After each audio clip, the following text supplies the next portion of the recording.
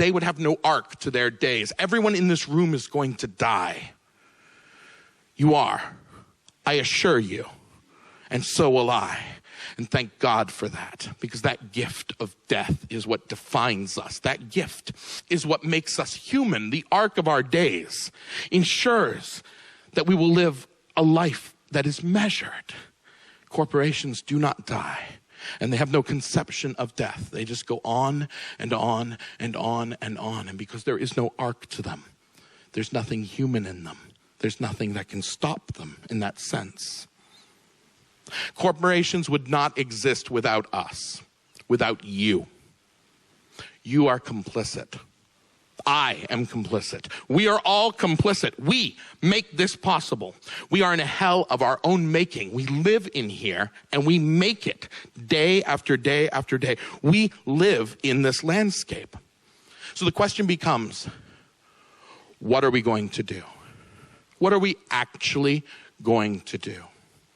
Because that's where these talks break down, isn't it?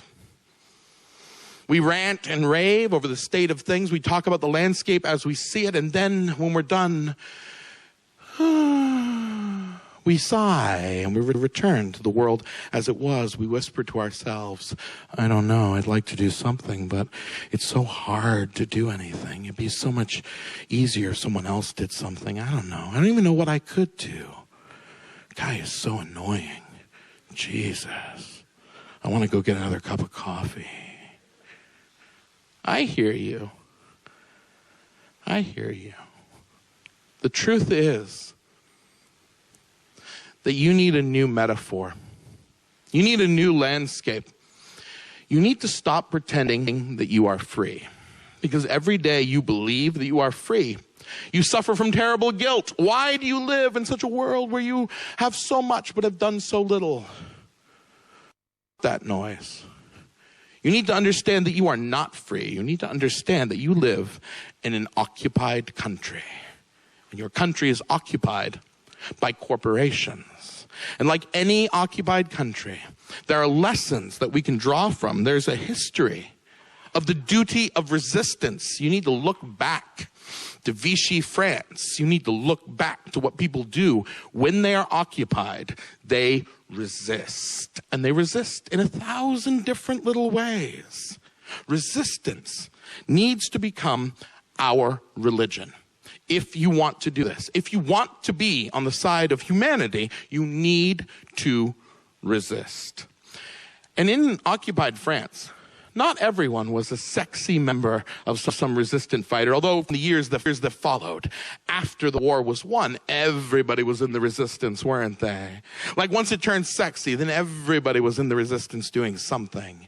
But you know that's not true, right? You know that most people are not in the resistance. You know that many of you out there in the darkness aren't in the resistance now. I mean, I'm glad you came to this talk, and I'm sure in your hearts you'd like to resist, but when you weigh yourself, I think you'll find yourself wanting. I know I find myself wanting. I know there's so much more I could do. There's so many things I could do, but there are concrete steps we can definitely take. The biggest, I think, is to understand that commoditization is a deep, deep problem. We often think of ourselves as consumers. Even in our resistance, we'll say to ourselves, what could I buy? What's the right thing I could buy? I want to spend my money somewhere where it's effective. I want to only spend my money on things that are the right things to buy. That. I don't care. I don't care what you're buying. I care about what you do. What do you do? Because there are people out there in the darkness right now, today, whom I am looking out at, who work at corporations. You are part of the problem. You are absolutely part of the problem. And don't lie to yourself and tell yourself that you're not. Don't leave here tittering, thinking how it's not you, and you do a lot of nice things and you give money to some great charities. It's wonderful. No, you. You're part of the problem. You are. And if you're serious about resistance, you need to start today and figure out how you're going to stop being part of the problem. People don't have to work for and inside of corporations. They don't have to. People can find things to do. And the more people who do not work inside a corporate context, the better it is for humanity. And there are levels like anything. Each of you is going to be the arbiter of your own existence. I mean, it's not like I'm going to judge you. You're just going to have yourself to judge you. In the night when you lie in your bed, you know what the truth is. I do what I can do. In my own life, for instance, I freelance everywhere. I work with corporations all the time. I'm constantly sucking that corporate. But I do everything I can not to be chained up. I do everything I can to suck as little as possible. And when I can, I try to pick the really nice. I do what I can. And it's important to me, for instance, years ago, for tax purposes, people were trying to get me to incorporate. I'm never going to incorporate. The last thing I'm going to do is make another corporation. It's important because every corporation that's made is a limited liability corporation. Every single one that's created limits liability. You understand that abstraction is the central tool of corporatism. Once you create layers of abstraction, once human beings are not responsible for the things that are done inside that company, that is how things start to go wrong. If you have a job, if you do something, you need to actually be able to explain what you do in a single sentence. If you cannot explain what you do in a single sentence, you are probably a corporate whore. You know that's true, don't you? Because the systems get more and more complicated. If you're actually doing something, you should be able to explain it really quickly. Like, my job is, I talk to people. You have different skills and gifts, all of you. But you can all work. You can all do things in this society. I know you can. Human beings are amazing. And what an amazing world it would be if more of us actually had jobs that did something, that looked and fought and scrambled to look for something in their lives they could actually do, and then made those spaces for themselves and then did those things. It's possible. It is possible. Corporations need us to be their priests and their soldiers. They need us to shuffle the papers back and forth. They need us to have day jobs. They exploit us that way. If we leave, that is one less person that they have. And each new free person is a new free voice to actually speak about the shape of the world. And there are some careers that bear special responsibility. If you're a banker, you have a lot to answer for. It's an abstract job. It's a highly abstract job. And the odds are you have not done a single thing with your life. Odds are you have taken money and used it to make more money. And you should be ashamed of yourself that you live on this earth, that you breathe this air. You had all this time and you did all with it. You don't have to do that, though. You could actually do something. I've never met a banker yet who wasn't smart enough to know that they actually had other gifts, because the world is filled with gifted humans and no one is gifted at banking. That's a sham and a delusion. That's a perversion where you take the gifts you did have to do something worthwhile with your time and you piss them out on the ground so you could grab money from other people. It's bull. If you know bankers, you need to know this in your heart. You need to know it, and you need to distance yourself from them. Lawyers are close behind. It is possible for a lawyer to use the law to work toward justice. It is possible. I have almost never seen it in my life, but it is possible. And if you are a lawyer, ooh, you're walking right on that knife's edge, aren't you? You're right there, ready to fall right into the devil's pocket. Because honestly, are you actually using your skills to work toward justice? Are you? Day after day. I want to hear about your pro bono work. I don't want to hear about what you do on the side. I want to hear about what you do, what your job is, what you have dedicated your life to. Because all of you in this culture, like my own, there's a strong streak of Puritanism here. We are what we do. What you choose to do with your life defines you. That is where you resist corporatism. They need us to work for them. If you have friends who are lawyers that work in a corporate context, you need to quit them. You need to shun them. You need to drop them. Social shaming is a very powerful impulse. They need to know the truth, and they need to be discarded. And that shame increases, and we inculcate it in our children. There will be less in the next generation. All of the lawyers and bankers will have to breed with each other, and they will have stunted children, who are the only ones who will go on to be more bankers and lawyers, and eventually the whole breed will die out entirely. And this brings up an important point. It's very important. This needs to be a joyful resistance. There has to be humor woven through it. Some of you are feeling that now. You're like, is he serious? Oh my God. I don't know. He's kind of funny. I don't think he's serious. I'm very serious. Let me clear that up for you if you have a problem with levels. But it has to be a joyful resistance. The truth is, this is a human movement. We are human beings. If we do not resist joyfully, if we forget how to laugh, how to actually open ourselves up and laugh, we will destroy ourselves before we actually get anywhere. That's the problem with the atheism movement. I'm an atheist. I love atheism. God. That guy. Stupid God. But the atheists, insufferable. They're totally insufferable as a movement. It's horrible. They spend all their time screaming and yelling in this horrific, nasty kind of way. No, you need both sides. You need to take all the fire and brimstone I've been pouring out on you, and you can acknowledge we're at the Festival of Dangerous Ideas. So, I'm bringing it, kind of old school style. You have to take that, and you need to combine it with the steel, the flexibility to laugh in their faces, to laugh at them, to laugh at their contexts, to open up your mouth and let the sound come out. I have friends right now in the city I come from. They're occupying Wall Street. They have been there for days and days and days, and did the world laugh at them? The world still laughs at them, that they would be so foolish to think that this would even work. But even now, more people are joining them. And even if they fall, they win.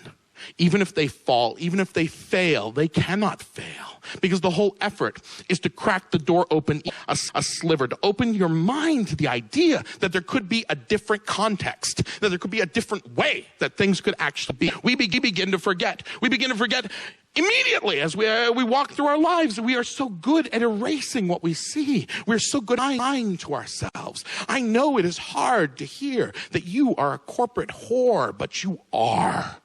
You are, and you need to embrace that. You need to understand that you are if you're ever going to be free of it, if you're ever going to try to do something with your life that doesn't actually make the world more. It's important.